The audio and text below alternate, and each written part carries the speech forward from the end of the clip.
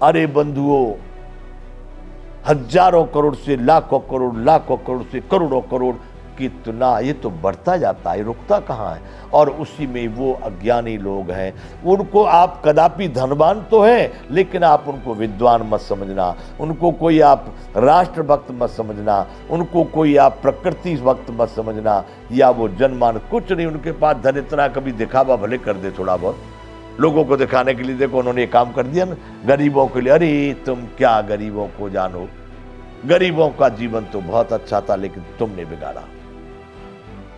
गरीबी कोई अभिशाप नहीं, गरीबी कोई पाप नहीं, वो एक जीवन की कला है। पेड़ के नीचे बैठ करके साधुओं ने क्यों जीना शुरू किया, उनसे गरीब तो फिर दुनिया में कोई नहीं, जहां पर बड़े बड़े शासक नतमस्तक हो गए।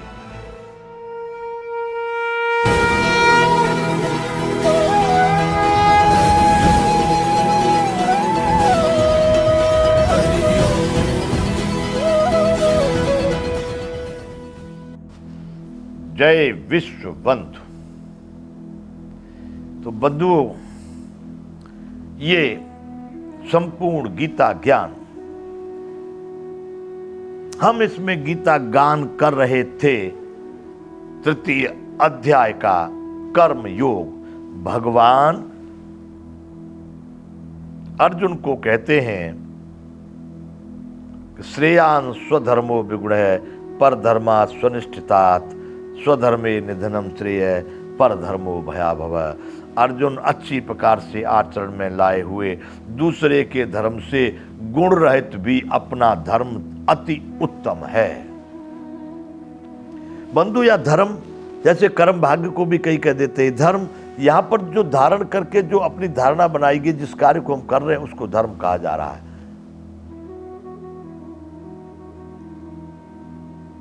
अपने धर्म में मरना भी कल्याणकारक है और दूसरे का धर्म भय देने वाला है। यानी उसके जो सिद्धांत है, उसकी जो पद्धति है, उसका जो क्रियाकलाप है, उनको सबको मिला करके धर्म नाम दिया जा रहा है। एक धारणा को ही हम धर्म के नाम से कह रहे हैं। इसलिए अर्जुन, तू अपने ही धर्म का आचरण कर। बंधुओं, जब भगवान ये बात करते हैं, इस अध्याय के आदि में, प्रारंभ में अर्जुन ने प्रश्न किया था, जायसी चेत कर्मणस्ते मता बुद्धिर जनार्दन तत्किम कर्मण घोरे माम नियोजयसी केशव। वहां से ये वार्ता शुरू हुई थी। कृष्ण भगवान उत्तर दे रहे थे और उसको बता रहे थे। अब अर्जुन एक प्रश्न यहां और करता है। जब भगवान ने कहा अपने धर्म में मरना भी कल्याणकारक है, दूसरे का धर्म भय देने वाला है, फिर अर्जुन प्रश्न करते हैं, अथ केन प्रयुक्तोयम पापम चरति पूरुषः अनिच्छिन्नपि वार्ष्णेय बलादिव नियोजितः। अर्जुन बोले, हे कृष्ण, तो फिर यह मनुष्य स्वयं न चाहता हुआ भी बलात् लगाए हुए कि बरबस, जबरदस्ती, फर्जियात, उसकी भांति किससे प्रेरित होकर के पाप का आचरण करता है।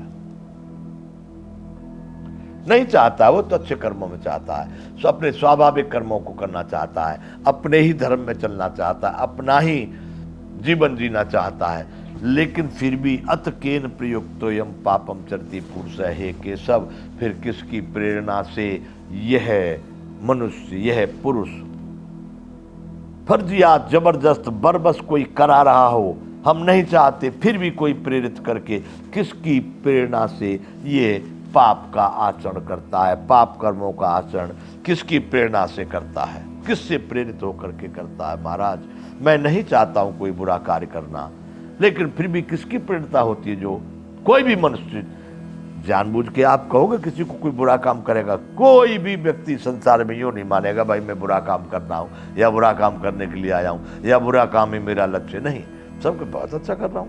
हर व्यक्ति अपने मन से अच्छा ही करना चाहता है, फिर भी भगवान जबरदस्ती, फर्जियात,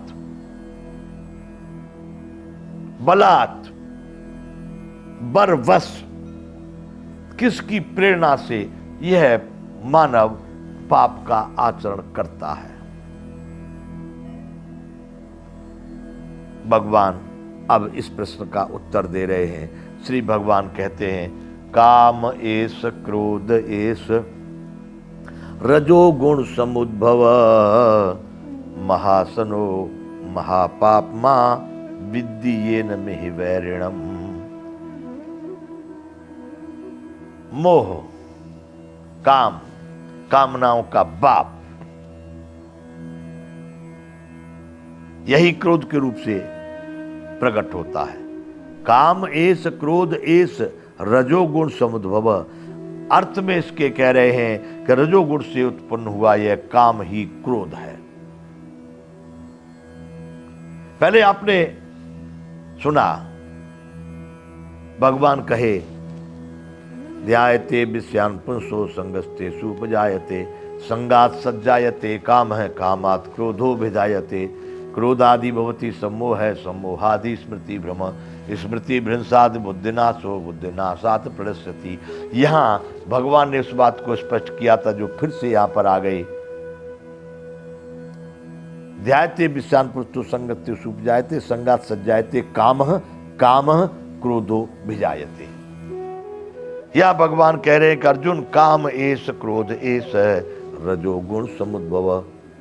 हे अर्जुन, रजोगुण से उत्पन्न हुआ यह काम ही क्रोध रूप में परिवर्तित होता है, अर्थात यह काम ही क्रोध है। महासनो महापापमा विद्येन मिहि वैरिणम, यानी कभी पापों से न आघाने वाला, दुष्कर्मों से कभी न पेट भरने वाला, यानी अत्यंत भूखा, बहुत खाने वाला, अर्थात भोगों से कभी न आघाने वाला, ये बड़ा पापी है, इसको तू इस विषय में बैरी जान। काम का मतलब आप समझ रहे होंगे, कामनाओं का बाप, ये चाहिए, ये कुर्सी कम पड़ गई और कुर्सी चाहिए, ये फ्रिज छोटा है और बड़ा चाहिए, ये मकान छोटा है और बड़ा, ये काम कर रहा है। सारी कहानी ये किसके द्वारा चल रही है? अभाव न पूर्ण होने वाला, कभी पेट न भरने वाला, ये गाड़ी से और बड़ी गाड़ी, इस मकान से और बड़ा मकान, इन कपड़ों से और अच्छे कपड़े, मतलब आगे आगे भागने वाला। भगवान यहाँ कहते हैं कि बहुत खाने वाला, यानी कभी न आघाने वाला, यह काम बढ़ता ही जाता है। जैसे जैसे आप बुझे के काम अग्नि तुलसी कहूँ विषय भोग बहुगीते मन पछितई है अवसर बीते। गोस्वामी जी वहां पर लिख दिए हैं कि अरे मन, अवसर बीत जाने पर तू पछताएगा। इस काम वाली बात यहां पर आ गई, इसलिए हमको ये उदाहरण याद आ गया। उन्होंने कहा है कि बुझे के काम अग्नि तुलसी कहूं विषय भोग बहुगीते। ये काम कभी ना खाने वाला, बहुत भूखा, कैसे? विषय भुजय न काम अग्नि, एक कामना उत्पन्न होती है, उसमें विषय भोग रूपी घी डाल दीजिए,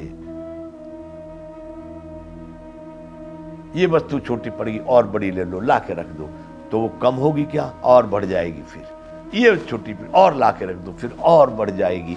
यानी ये काम की अग्नि विषय भोग रूपी घी, इसमें उन वस्तुओं को आवश्यक जो आपने जो सोचा है उन तत्वों को डालते रहो तो ये और बढ़ता चला जाता है। इसलिए यहां पर भगवान कह रहे हैं कभी न आघाने वाला, बहुत भूखा, इसका कभी पेट नहीं भरता, कितना भी इसमें डालते जाओ तो और बढ़ता जाएगा और बढ़ता। अरे देखे ना, लोगों ने, आज हमने सुना है 2000 करोड़, 5000 करोड़, 10,000 करोड़, 20,000 करोड़, 50,000 करोड़, लाख करोड़, लोग धन और बढ़ गया। जब 10 रुपए नहीं होते थे तो 20 रुपए भी बहुत भारी थे, 20 हो गए तो 30। ये काम का कार्य है कि बढ़ते बढ़ते यहां तक ये कभी कम हो गया क्या?